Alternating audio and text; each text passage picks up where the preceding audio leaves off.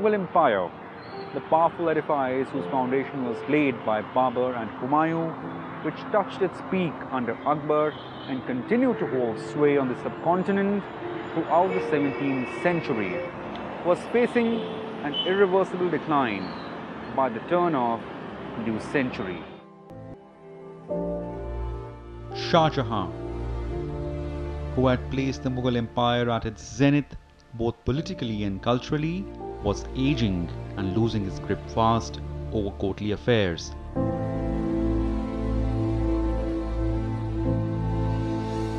His 4 sons, who all held governorships, were pitched in a shadow boxing to topple one another. After the founding of the city of Shahjahanabad, there is a way in which Mughal authority and power become invested in the city. When we look at the previous histories of the Mughal emperors, they are mobile. They are traveling all over the kingdom. Even though Agra is an important center, Lahore is an important center, Delhi is an important center, there is a way in which Delhi becomes Darul Hukumat. It becomes the seat of power. Now, Shahjahan, we must remember, was a man who had navigated the waters of Mughal politics for a very long time, for most of his life. He had travelled upstream, he had travelled downstream, he knew how the court politics works. And I often wonder whether he could foresee the clouds gathering on the horizon. Shahjahan favoured his eldest son, Dara Shukho, to succeed him. But his 3rd son, Abul Muzaffar Muhyiddin Muhammad, commonly known as Aurangzeb, was casting his own plot to take over the throne of Mughal Empire, which by then was ruling most of the Indian subcontinent.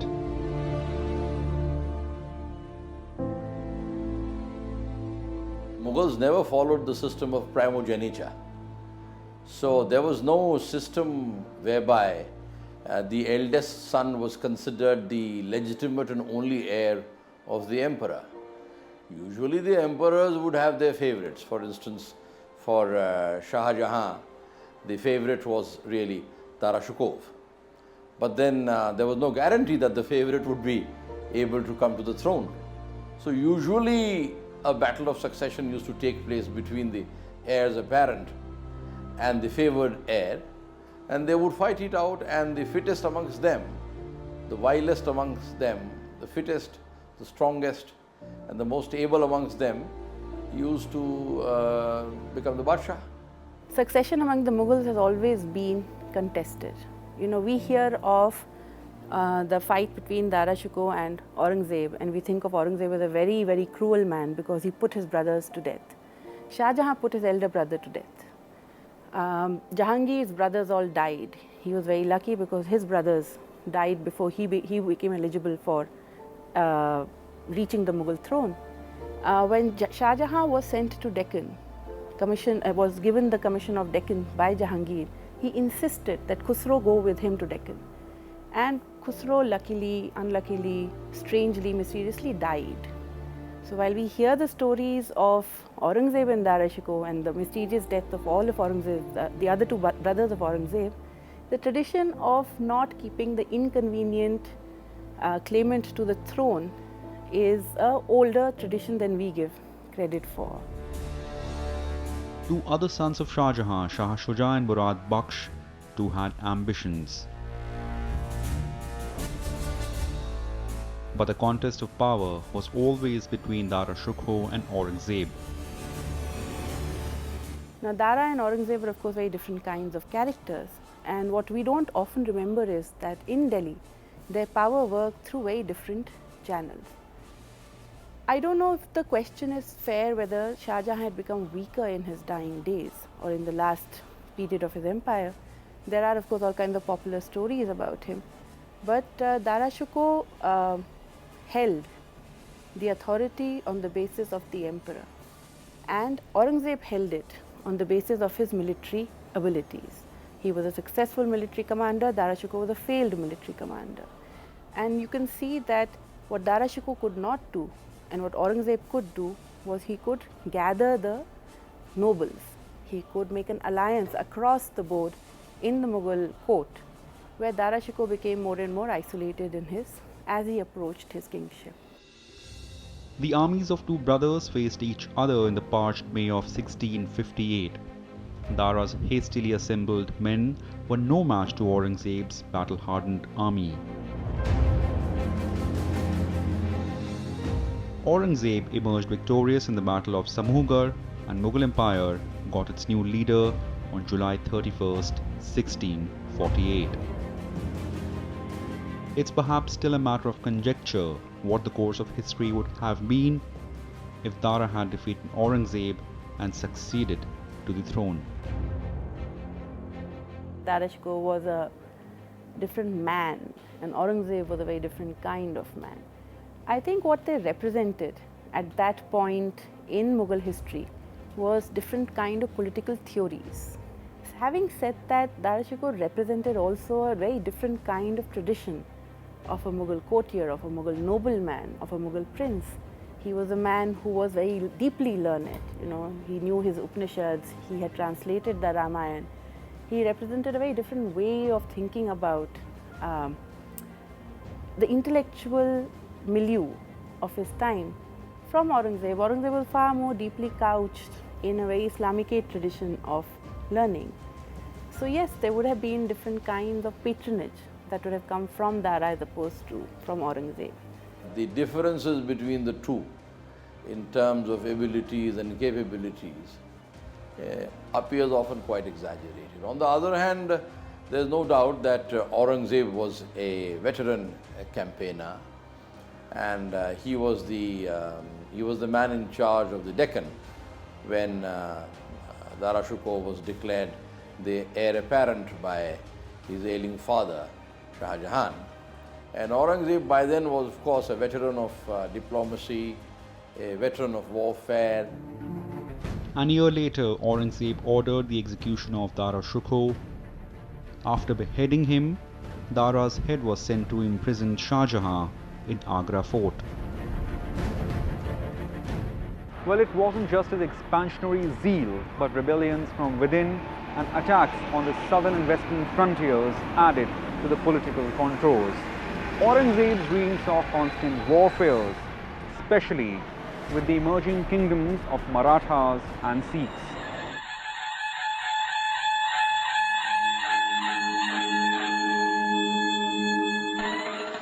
The Marathas posed the strongest challenge to the Mughal Empire, because of which Aurangzeb had to spend the last two and a half decades of his life campaigning in the Deccan to put down the Maratha rebellion and to come to terms with the Deccan Sultanates. By the time Aurangzeb came to the throne, the Mughal Empire had already been in place for over 100 years, and it had brought with it different kind of networks of commerce, different kind of networks of trade, different kind of notions of peace and stability, of undisputed political sovereignty, which meant that a lot of areas which had previously been areas of war had become settled areas. So these parts of the empire, these parts of South Asia actually were far more prosperous, and their ruling groups were far more powerful. There was a different kind of market of army. So what happened with the Marathas was that two very strong groups came into contest with each other. One was the Mughal Empire, the armies of the Mughal Empire, and one were these local Maratha groups which were very ably led by Shivaji. By the middle of the 17th century, the Marathas were a force to reckon with when Shivaji's Swarajya was established, and Shivaji actually coronated himself in 1674. So the Marathas were definitely the most formidable, the first and the most formidable challenge to Mughal authority which arose in India at the level of a state, because the Marathas began, although they must have begun as rebels and as skirmishers, but they began to raise standing armies of a diverse nature and a pluralistic nature, and they began to aspire to statehood, and they did achieve a Swarajya state based on the principles and on the bravery, courage and prowess of Chhatrapati Shivaji. And no doubt they posed a very strong challenge. In fact, they posed not only a challenge to the Mughal Empire, their rise actually posed a challenge to the very existence of the notion of an empire in the Deccan.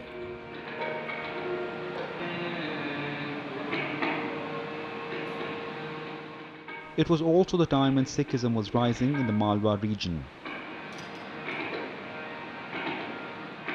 Guru Tegh Bahadur, the ninth Sikh Guru, was spreading the teachings of Guru Nanak and Sikhism even in the far parts of the country. Among Sikhs, he was emerging as a major socio-political figure. One important reason why the Sikhs began to grow powerful in the Punjab was the fact that the Mughal administration in the Punjab began to lose its vigor from the times of Shahjahan onwards.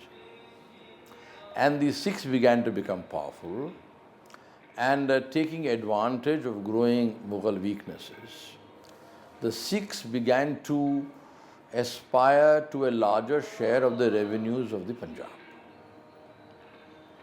By then the Sikh missiles had also come into existence. The Sikh system of warfare had come into existence. And time and again the Mughals had to send large forces under Pathan commanders or other commanders to subdue the Sikhs and bring them to book. But often these big armies used to find it very difficult to combat the Sikhs. On November 24th, 1675, Guru Tegh Bahadur was executed before public in Chandni Chowk. The site is today one of the most revered ones among Sikhs.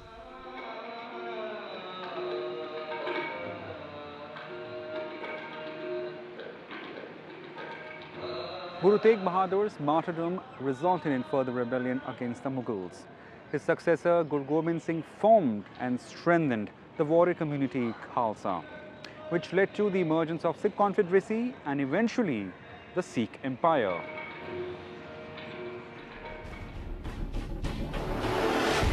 In December 1707, Aurangzeb died. It was full circle for the sixth and the last of the effective Mughal ruler, as after his death, a war of succession sparked off among his three sons. With none of his progenies getting a firm hold, a long and irreversible decline of Mughal empire had begun. By the time Aurangzeb died, all the forces which would ultimately pull down the Mughal empire were in full bloom. He had not been able to put down the Marathas. The Marathas began to regain their lost space after his death. He was unsuccessful against the Sikhs.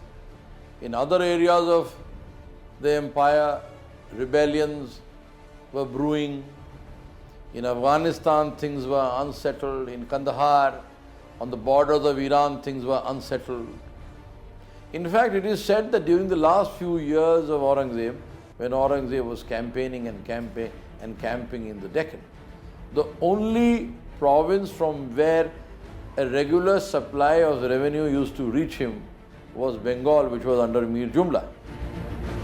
Ruling over the kingdom, by now reduced in treasury and replete with rebellions, Aurangzeb's successors followed a policy of compromise and conciliation with the local rulers. The only policy to maintain their fast reducing foothold. In the reign of one of the weakest and incompetent rulers, Muhammad Shah Rangila, Delhi was sacked by Persian invader Nadir Shah. Though his reign lasted 30 years, Rangila was found not equal to task of sustaining the Mughal empire in the battle and even in the imagination. We don't know too much about if he took any administrative steps, did he do anything to strengthen the empire? He ruled, and what we hear about him is what has again come to us as stories of debauchery, as he was a man who liked the pleasures of life very much, and when Nadir Shah was knocking on his door, instead of addressing the threat by Nadir Shah, he continued. But we don't actually know if Muhammad Shah Rangila, if he had wanted, could he actually have posed a challenge to Nadir Shah? Did he have the resources to pose that challenge to Nadir Shah? All empires ultimately decline because of their internal contradictions. And all empires in history including the Roman Empire or the Mauryan Empire or the Gupta Empire or the ancient Greek Empire or Egypt or the British Empire, all these empires ultimately declined because at a particular point in time, the cost of managing them far exceeded the amount of resources they had to manage them. So if you do a cost-benefit analysis of the Mughal Empire in the late 17th, early 18th century, the Mughal Empire was an overextended empire which could not pay for itself. Delhi was plundered and thousands of people were massacred. It was a big blow to the Mughal Empire, which was gradually withering away. The city kept suffering several attacks. Ahmad Shah Abdali attacked India in the year 1757. He first conquered Punjab and then plundered Delhi. By then, Delhi was under the control of Marathas. Marathas who first entered Delhi under the leadership of Bajirao Peshwa. 2 decades later, Marathas occupied the Red Fort, ousting Ahmad Shah Abdali's appointee, Najib Khan. The battle followed the Third Battle of Panipat between the armies of Abdali and Marathas. Marathas were forced to retreat back to their strongholds in Deccan. The political landscape of subcontinent changed too. The large swathe of Mughal Empire from Khyber to Daulatabad, from Sindh to Bengal, was now populated by the strong local kingdoms. From around 1719, the Mughal court had the support of the Marathas. The court, by the beginning of the 19th century, the Mughal emperor is actually pensioned off by the Marathas. The Marathas are the strongest political force in South Asia at this point, and they are pensioning off the Mughal emperors.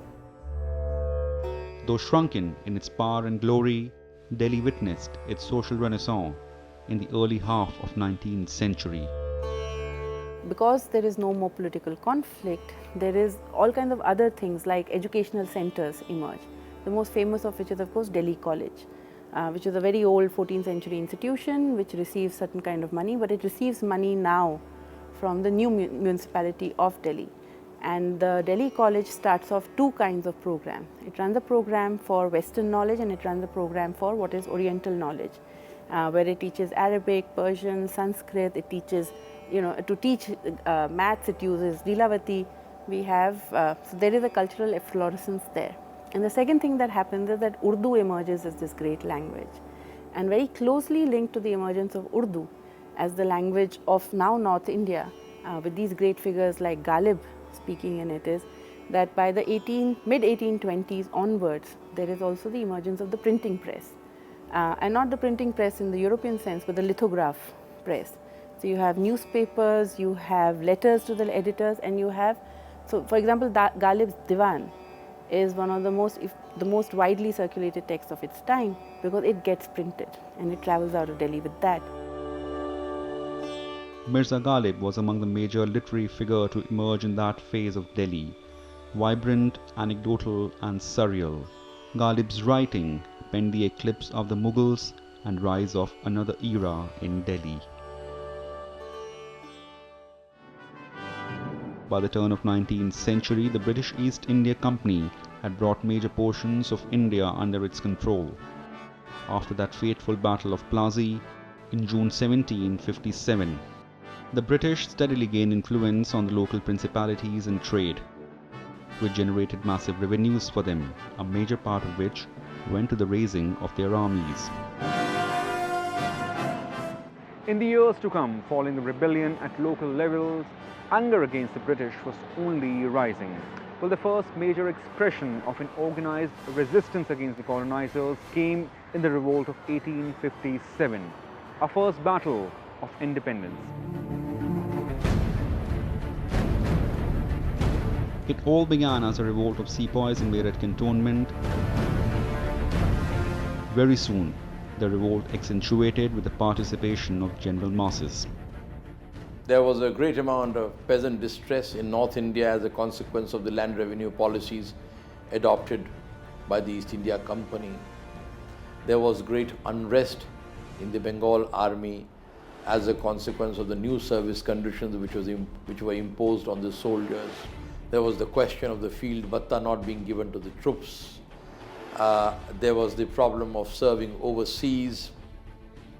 There was the question of growing racial discrimination because of a new type of British officer imbued with a racialist and imperialist mentality coming into India and joining the Indian armies, joining the Bengal army at that time. The mutiny was also backed by Rani Lakshmibai, the deposed ruler of Jhansi, Nana Sahib Peshwa at Kanpur, the kingdom of Awadh, and a faction of Gwalior state. Followers of Birjas Kadra of Awadh, Baba Kumar Singh of Bhojpur, and Rignarayan Singh of Tulsipur too joined the revolt against the British. It was largely a North Indian affair. It was confined between, let's say, the borders of Bengal and the borders of Punjab, and between the Tarai to the north and, let's say, the Vindhyachal and Satpura hills to the south. It did not extend much beyond Jhansi and Gwalior to the south.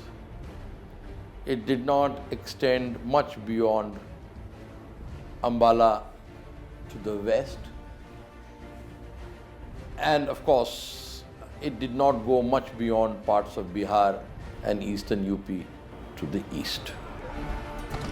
After raising revolt in Meerut cantonment, the Indian sepoys broke open the jail, and on May the 10th, 1857, they marched towards Delhi. The very next day, on 11th May, the revolting sepoys proclaimed Bahadur Shah Zafar the Emperor of Hindustan. The Emperor Bahadur Shah Zafar, the poet emperor, it seems initially was not very enthusiastic about the rebellion because he was not confident of the Sipahis, the mutineers, winning against the company. So strong was the hold of the administrative, military and commercial hold of the company was so strong in India that many people would have balked at the prospect of fighting against the company at that time. Therefore, when other princes were approached by the rebels by the medium of letters or by messages or whatever, when communications were sent out to several princely states and the Nizam and various other people, they steadfastly refused to join the mutineers and declared themselves on the side of the English. Red Fort was secured by the rebel sepoys, but this was short-lived. September 1857, the British finally attacked Delhi and city witnessed bloodbath for next 6 days. Delhi had fallen, once again. In her streets laid the blood of hundreds of martyrs to innocent, and her gates, once impregnable, were riddled with mortars and gun shelling. It was also the formal end of Mughal Empire. After last of its titular head, Bahadur Shah Zafar was captured by British forces from his safe house in Humayun Tomb. His sons too were captured, put to trial and executed. Today, the spot of the execution lives on the street leading to the Gate called as Khuni Darwaza. Bahadur Shah Zafar was too put to trial and later deported to Rangoon, along with his wife Begum Zeenat Mahal. In the months to come, the revolt of 1857 was suppressed by the brute forces of the British in other centres as well. On July 8, 1858, 14 months after the outbreak of revolt at Meerut, British proclaimed the end of revolt. That idea of nationhood which began to emerge in the last 3 or 4 decades of the 19th century as a consequence of rising anti-imperialism and anti-colonialism in India. That idea of nationhood was in fact absent before the 1870s and 1880s. So because that idea of nationhood that idea of national unity against imperialism and colonialism was absent. A large number of Indians not only refused to join the mutineers, but a large number of Indians actively helped the English suppress the mutiny.